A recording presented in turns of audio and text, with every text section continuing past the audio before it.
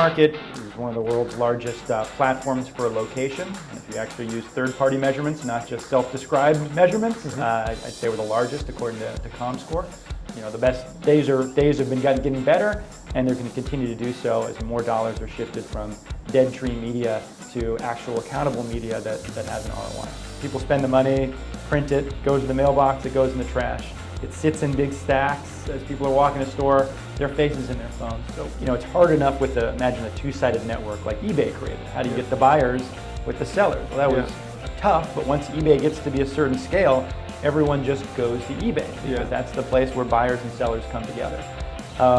We've created a three-sided network, which is more difficult than what eBay did, and definitely that means the early years of doing that can be very challenging, putting that together. I think once you get to a tipping point, and we're a bit past that now, it's no problem. Instead of banner monetization, which might average $1 CPM, we can get monetization upwards of $500 to $1,000 CPM. So those apps are now getting literally 500 to 1,000 times the revenue, which is also not bad for our app partners.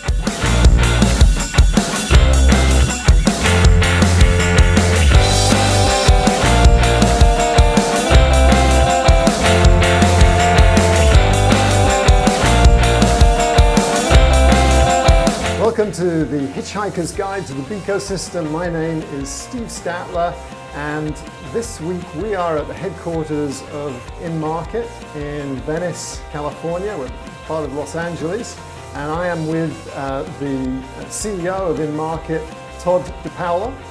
Thanks so much, Todd, for doing this interview. No problem. Great to be here. Thanks for having me. Well, I was really excited to get a chance to talk to you for a couple of reasons. One is your company is extremely unusual in the ecosystem in that you're not burning through masses of cash. You seem to actually be doing pretty well in terms of funding your operations from your business, which is very, very unusual. So that's one reason. Yeah, it's a strange world out there. I mean, I went to school to be a scientist, not a business person, but I did take a couple business school classes, and one of the things you learn early on in those business school classes is in business you are supposed to sustain yourself and actually make a profit. That's the point of businesses. Yeah. Nonprofit, which I spend a lot of time in, is the opposite. Burn cash and do things in the world. So definitely in our business endeavors, I guess I was taught early on that you should have a sustainable business. So that's something we've always focused on. And I think everyone wants to do that, but very few people achieve it. And where we are in the Beacon ecosystem is kind of this bootstrap process. And very often you have to spend a lot of money to hopefully make money. But you've managed to hit on something that we're going to look at in this interview. And last week our interview was all about kind of technology. It was the CTO's agenda of ultra wideband and all that sort of stuff. And we're going to the opposite end of the spectrum here, and we're going to be talking about the agenda for brands and agencies and what you guys do. And if I kind of look at it at a meta level, I'm also fascinated by what you do because you've got a network. And networks, I think, are the key to the future success of this ecosystem. So we'll look into that as well. But why don't we just kick things off with you explaining to people what inMarket does? Sure. So inMarket is one of the world's largest platforms for location. And if you actually use third-party measurements, not just self-described measurements, I'd say we're the largest according to ComScore. So we work with three parties, and I think Hitchhiker's Guide to the Ecosystem is a very appropriate name for things. That beacons by themselves are a commodity product. You could probably buy them at Radio Shack now. Making beacons is one part of the ecosystem, but unless you can actually have them do something, have them reach people, have a purpose in it, it doesn't go very far. So from the ground up as a location company in our DNA, we looked at how we can create value in the chain out there for multiple parties, bring them together, and hopefully do some good. So we work with three different parties out there. We work with locations themselves, installing beacons, and even when there are no beacons. We work with apps to use all the sensors on a phone to be talking to that phone at the right moment in time. And then we work with brands, ultimately, to have a reason to reach people, particularly at places of commerce, and help influence them to learn about a new product or buy something they might not otherwise have bought, which is sort of Media 101. So when we bring all those three parties together, we create value.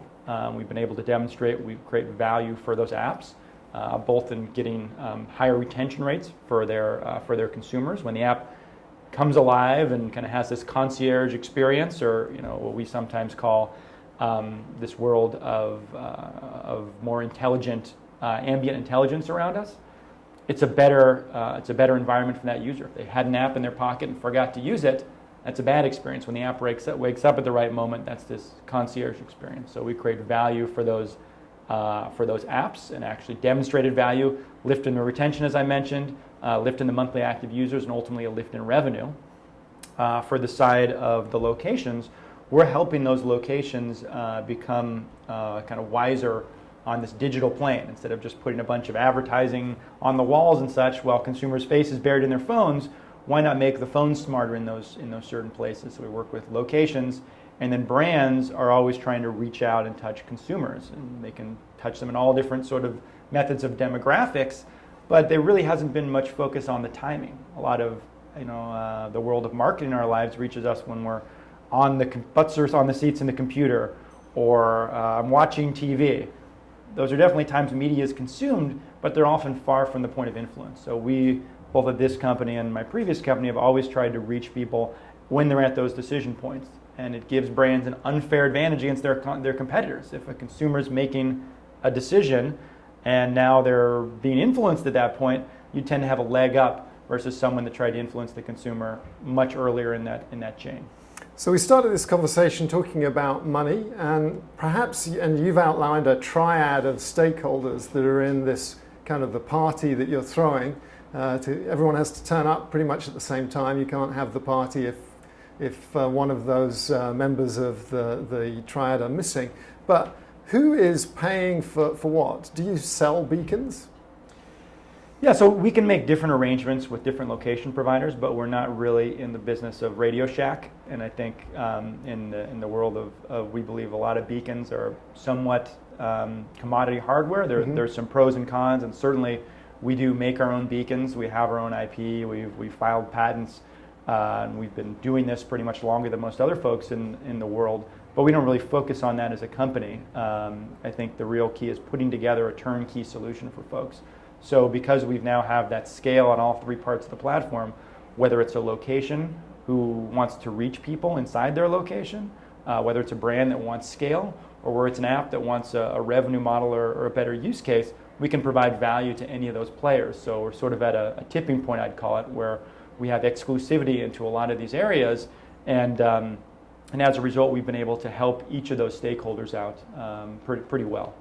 So it doesn't sound like, a lot of companies thought beacons, what an opportunity, all the benefits. I'm going to start selling beacons to retailers, and I think a lot of those companies have struggled to get retailers to pay for a big beacon deployment. And my sense is that whilst some retailers may buy your beacons as part of the infrastructure, you're not looking to make money from retailers. Is that correct?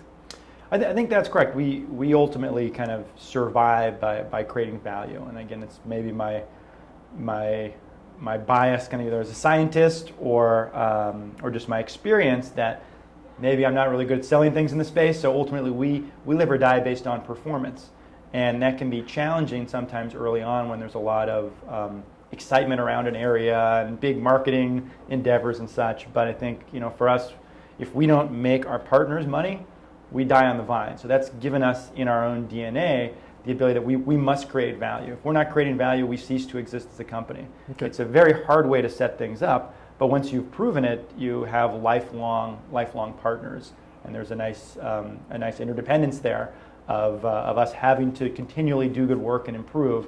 So we build those partnerships. So the retailer can definitely get value if there are people with apps that are beacon enabled coming into their store. They can see who's coming in the store. They can hopefully get lift in sales. But it seems to me that you make most of your money from charging brands to engage with consumers that are in venues, in stores. Is that correct? Yeah, I'd say that's a fair assessment, is that over time, brands want to reach consumers at the right place and time, and especially if you can demonstrate it leads to ultimate increase in sales, which we've done, hundreds, if not thousands, of times now with brands. Absolutely, that's some of the top of the value chain. Okay, so some of your revenue comes from retailers, but probably most of it comes from brands. Yeah, I think it's a mix from different areas, but ultimately, folks, all day long there are billions of dollars spent trying to reach consumers in different ways. You can look at this large and growing mobile piece, large and growing location piece, but look beyond that into your mailbox and the trash you get in your mailbox every day. There's a multi-billion-dollar industry there of folks trying to reach consumers and influence their retail buying. Same thing as on TV. So there's always been a lot of dollars spent to reach people offline. It's just never had very much accountability to it.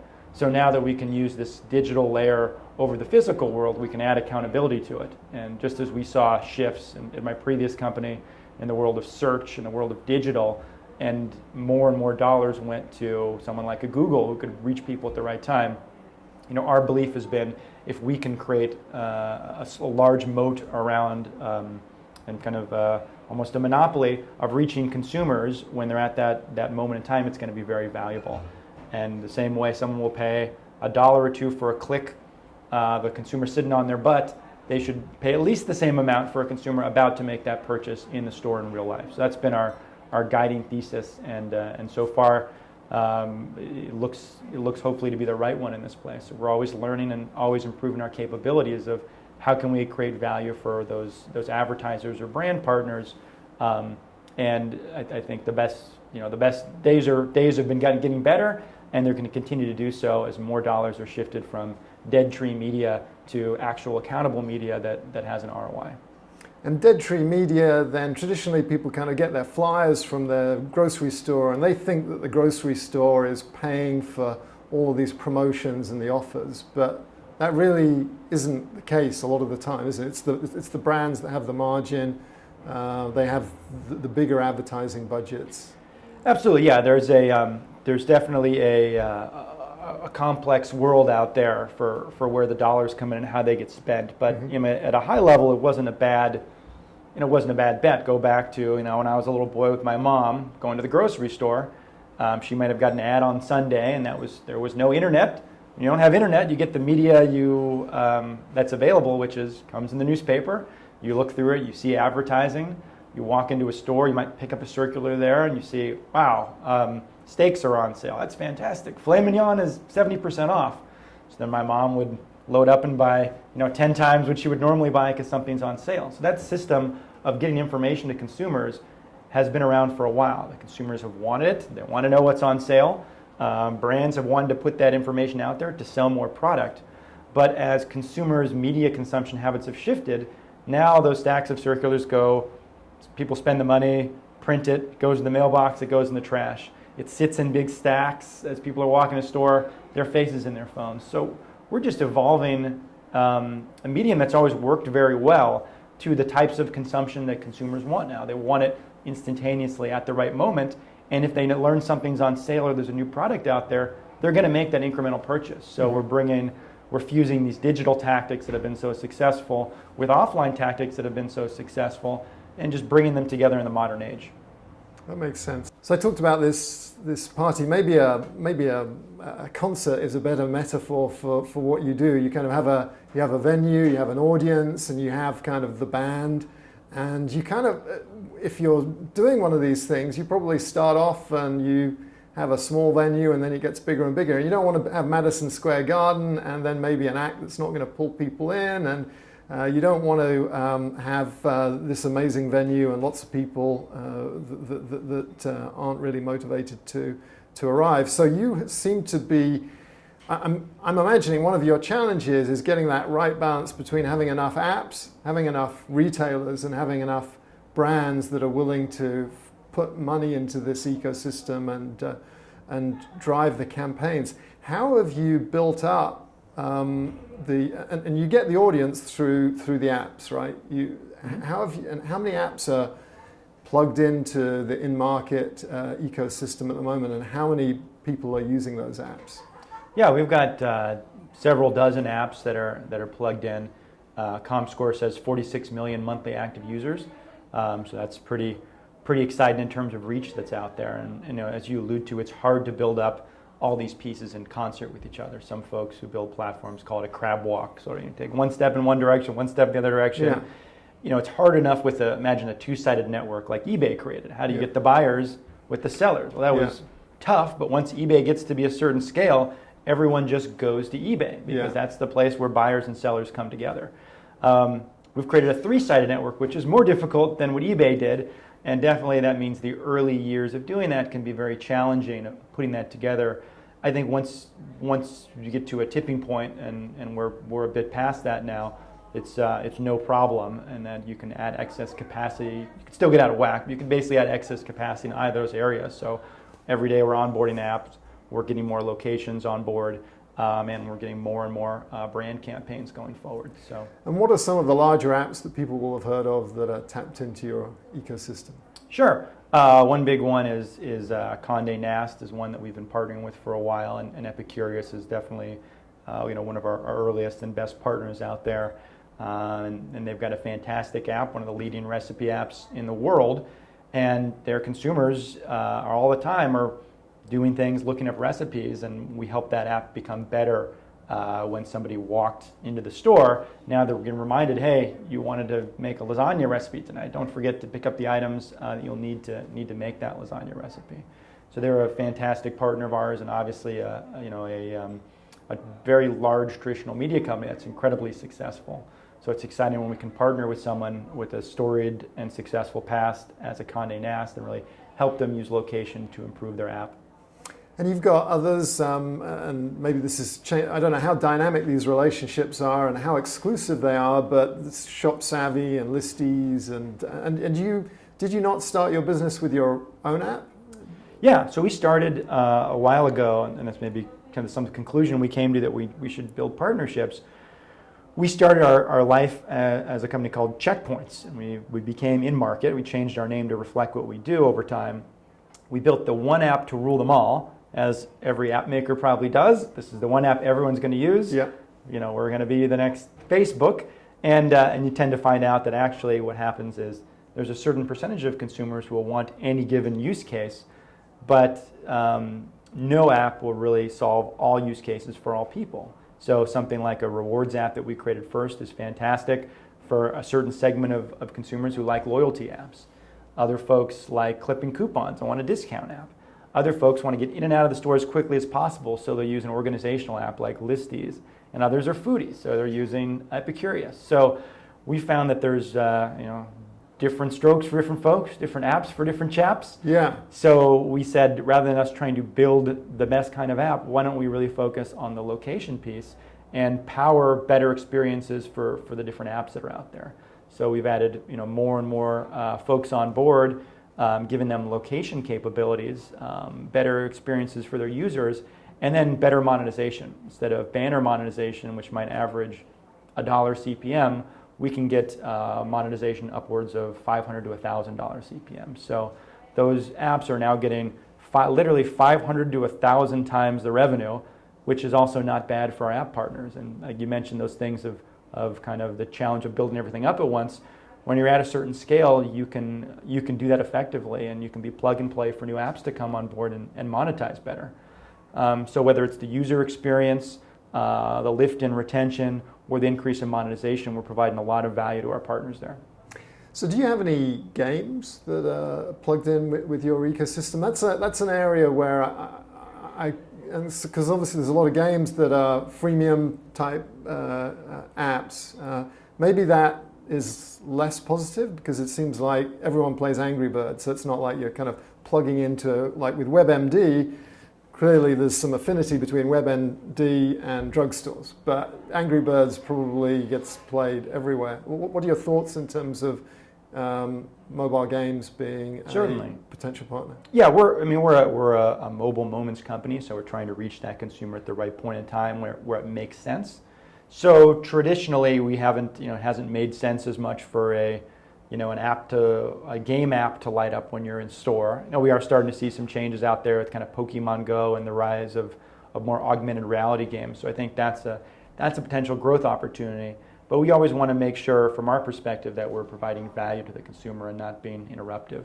If you're interruptive, your audience of apps or your audience of users tends to shrink. We've been able to prove for the right apps we can help their audience grow. So it's something we'll look at and consider as we expand to more locations. And if we're working with a GameStop or something, for instance, that might work very well with certain gaming apps. But we've really focused on the traditional consumer journey and where we can be helpful there. So today we haven't really focused on a game company per se. If you think about people who are killing time in airports, they've made it through the intimate process of being frisked, when going through TSA, they collapse into their seat and then they start playing Tetris. It seems like if you could then say, hey, there's a Starbucks how about a caffeine shot? There's a Starbucks like 50 yards away from you or something. Yeah. That would be kind of a cool thing to do. Yeah, absolutely. And we are doing that also even outside of the apps that we're directly integrated with. We use the data to have better experiences outside. So we still probably are reaching people through some of our predictive marketing sides of things through gaming apps potentially. There's not as much reason why that app might buzz you today, but you might see a banner there for sure. So I think there's definitely things we're always looking at expanding. Yeah. But today we haven't focused as much on it. So where is the state of art in terms of location and precision? My sense is that a lot of what you are doing is measuring and getting triggers when someone enters the store. So we're kind of store level triggers, or are you going more granular? Are you going to, where are you on the continuum of so-and-so is about to go in the store, or so-and-so is in a certain department, or so-and-so is in front of a certain product? I know you try and get ahead of that, but I'd love to hear your views on the role of real precision indoor location and how that can add value or not. Absolutely. I think there was a big shift just in the past couple of years from location 1.0, which is the traditional banner world out there where people are programmatically buying based on we'll call stated location. Somebody saying here's a lat long where a consumer is without really even knowing, using things like geocoding, IP address, and that's sort of been the standard even till today. Most location is bought that way. As you get to location 2.0, which is actually comes from apps specifically, or first party for us in our SDK, pulling beacon data, Wi-Fi data, actual first party GPS, you get an enormous amount of precision. And clearly beacons, you can go beyond that where you can get departmental or aisle level. So I think the industry is still evolving. I'd say for the most part, it's still in those earliest stages. The vast amount of dollars spent are to reach people who are in a particular zip code or might be within 10 miles of a Walmart, and that's 90% of the population is within 10 miles of a Walmart. So I think we're kind of on the leading edge of that additional precision of which building are you in specifically, what store in the mall are you in, and then ultimately what aisle or what department are you in there. So I think it adds enormous value. We've been able to show that, and I think the media world is just starting to understand the differentiators there when they actually look at who drove sales. There's a big difference between reaching somebody within several miles of a store and reaching someone in that store at the moment. So you've talked in the past about quantum receptivity, which is sort of this figuring out someone's about to go to the grocery store before they actually are busy chasing after their kids and dealing with shopping carts, so they can actually pay attention to your promotion. So it seems like, to me, location has two roles. One is in the kind of the targeting and predictive analysis, which is when do I present the offer, and then the other half is the attribution. Did that person actually go to the store? Did they stand in front of the Samsung phone in the store? And can you talk about how much of what you're using location for is driving targeting and how much is attribution, or is it both? Absolutely, yeah. So it depends on who the client is in many cases. So if it's a location-specific client, we can absolutely measure did that consumer ultimately go to that location? What's the lift? And how we're bringing someone back to that store more frequently. So we do both for attribution and for targeting. And the other, we look at targeting sometimes is when to reach the consumer, before they go to the store, when to reach them as they're in the store. And the other piece that sometimes, gets put on the wayside is also when to pause, when to not reach this person. And again, something that came from our background in digital, there's this concept in digital of day parting or hour parting to know, look, the people you reach, don't try to show an impression at 3 a.m. This person could be sleeping with their phone on. In location world, that's a new idea. That it's not just, here's someone in a Walmart parking lot. That's where a lot of location is instantaneous. Someone in a Walmart parking lot is either about to go to Walmart, perfect timing, or just leaving Walmart, worst possible timing. So you get about 50% waste in a lot of location because they're only seeing that instantaneous moment. So a lot of quantum receptivity is just figuring out, can we predict the next time this person's doing a store trip? Are they headed there now, or did they just leave that store? And you should really save your bullets in the gun for the next time when it's going to be a better target. And we thought of that from experiences we've had ourselves, just kind of watching consumers and ourselves going to a store where you might see these coupons that print out right after you're checking out. It's the most amazingly targeted coupon to what you're buying, except it came at the worst possible moment in that life cycle of a consumer. I'm just leaving the store. I said, why would this, it's amazing targeting hit you at the worst possible moment, and said, what if we could roll back the tape and reach them when they walk in the store? Hey, that's what we do. What if we could roll back the tape a little bit further beyond that to when they're on their way to the store? Hey, we can build that product. And we can also realize this person just checked out. Don't give them this offer at the worst possible time. So we sort of built the quantum receptivity based on all the data we have and the unique place where we sit on a phone with an SDK, with first-party data, with beacons, to understand that full consumer life cycle of each individual is different. When do they go to the store? How often is their average trip time? What are the standard deviations there? To recognize personalized marketing for that consumer of when they're most receptive. So I was, one of my consulting clients has been working on this technology to get Submeter accuracy from Wi-Fi, which is pretty awesome. And my job was to help them with the business plan and kind of figure out do people actually want that? Mm-hmm. And I ended up having a whole bunch of questions as to whether people could actually use that in the short term, at least. Maybe in the long term, people can. I'd be interested in your view on that. If you had the ability to figure out where someone is within the store, Submeter accuracy, and obviously if you have enough beacons, you can figure out where people are, but just in a practical sense, it's kind of hard to figure out Submeter accuracy. But is that something that you can use today, or do you think that's something that really is going to come to the fore in a few years' time? Yeah, I think it's exciting in some ways, but one of the things we're doing sometimes is just updating retailers and brands on technology that came out 2 years ago, where there's so much kind of noise in the ecosystem to be able to show, I know there's many things that you can do, but what should you do and what must you do tends to be one. So definitely you can eventually figure out, people talk about inch or meter accuracy, maybe we're slowly starting to approach it, but even if you could do that, what would you do with it? If you are buzzing someone's phone every single product they stand in front of in a store, that's probably not a good user experience. So even some of the capabilities we found, just because there's an actual technical capability doesn't mean it actually makes sense from a business standpoint or a use case standpoint. So we try to focus on the tangible and what we can do today, and have a lot of things in the lab of what can happen later on, but make sure that there's actually a good use case and we've got the metrics behind it before we deploy it. And so so what I'm hearing is essentially most brands and retailers are not ready to use Submeter accuracy. They're just trying to figure out, is someone arriving at the store, or are they leaving the store, and did they go into the fresh produce department or not? Yeah, and even you look at dollars spent, most dollars today are spent in a way of, I've got a store in this zip code. Let me try to reach houses in this zip code. That is the state of the art where the majority of dollars are spent today. Yeah. So you look at that, and then you compare it to sub-meter accuracy. Yeah, it's an interesting technical problem, but from a business standpoint, we spend a lot of our time just educating people that why are you reaching folks in the zip code around your store? You could reach folks who shop in your store and bring them back an incremental one time a month. That would give you billions of dollars a year if you did that. You can find folks in neighborhoods that live right next to your store, but they're going to competitor stores. Wouldn't you like them to come to your store?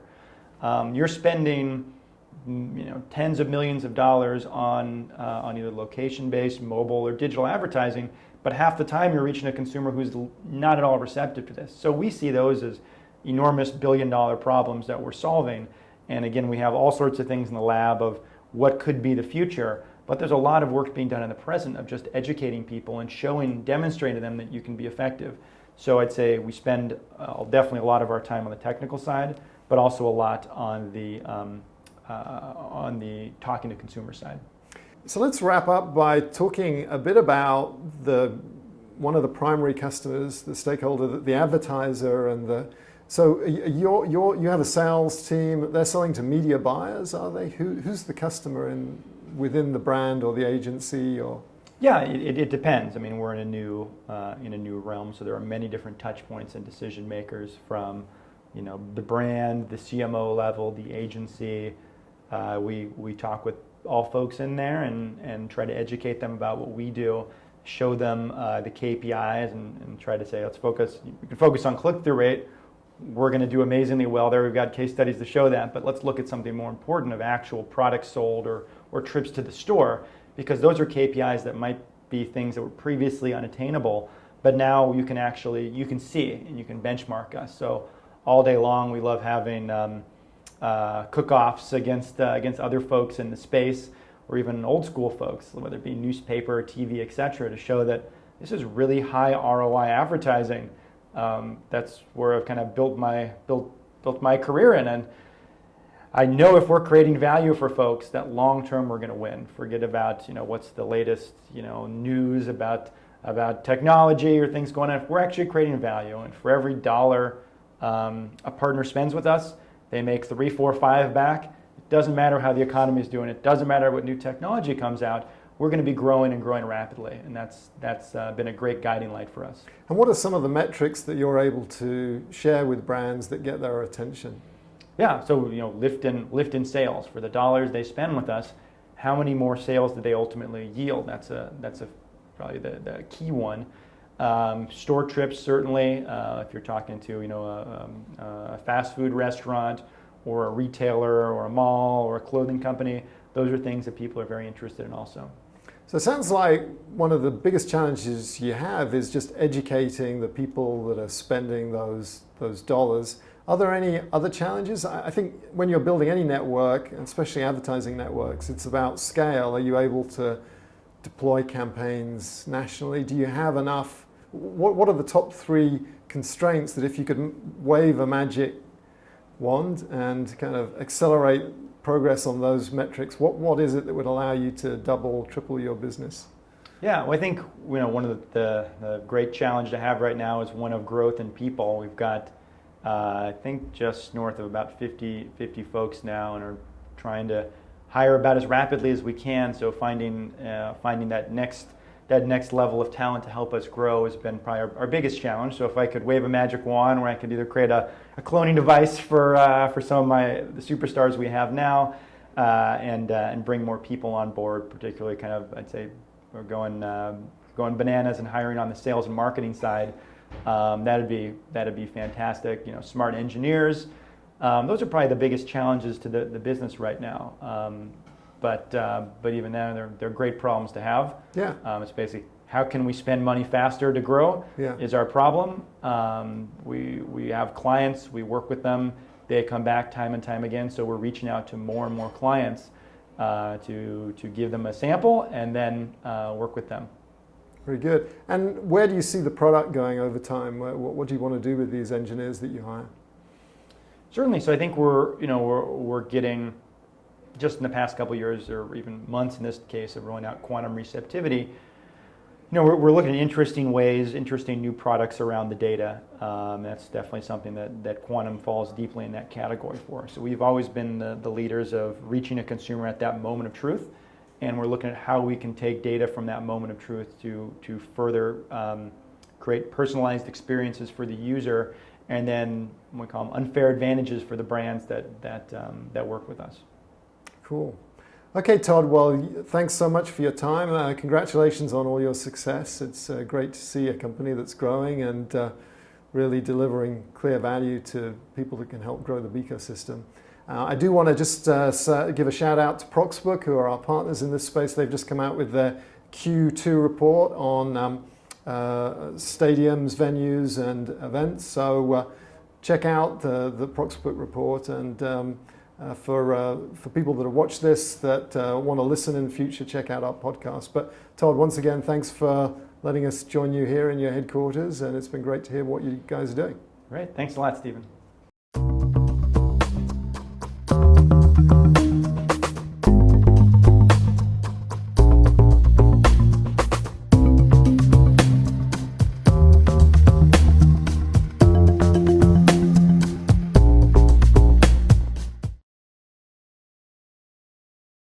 We've got limited bandwidth to send music with you. It's a bit of an artificial construct. I mean, this trip's getting worse all the time.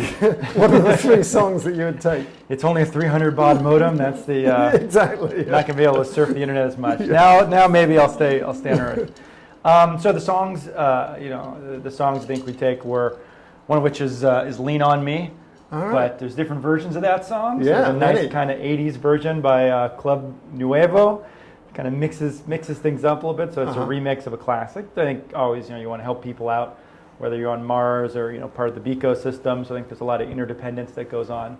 Yeah. So that's one of the ones I thought I'd take. The other one is Van Halen, Right Here.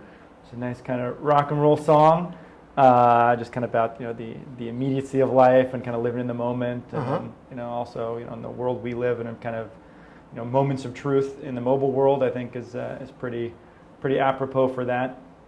And then I thought of another one, which is the Friends theme song. It might get annoying if you play it over and over again for a couple decades, Yeah. but at least sometimes gets you happy. And again, another one about kind of togetherness and kind of working with people and having good times. So I think those are things that define what we do here pretty well also. Excellent.